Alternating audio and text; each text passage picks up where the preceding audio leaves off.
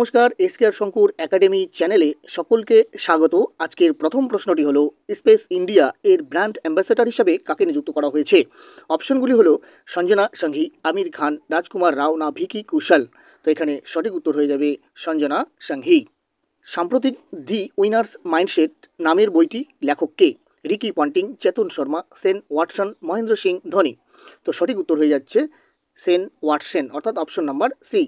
কালেসার বন্যপ্রাণী অভয়ারণ্য কোন রাজ্যে অবস্থিত? অপশনগুলি উত্তরপ্রদেশ, হরিয়ানা, বিহার, ঝাড়খণ্ড। উত্তরটি হবে অপশন নাম্বার বি, হরিয়ানায়। কোন দেশ 16তম ব্রিক্স সম্মেলন 2024 আয়োজন করবে? ভারত, দক্ষিণ আফ্রিকা, চীন না রাশিয়া? তো এখানে সঠিক উত্তর হয়ে যাবে অপশন নাম্বার ডি, রাশিয়া। গণিতের জন্য 2024 এবেল পুরস্কারকে জিতেছে?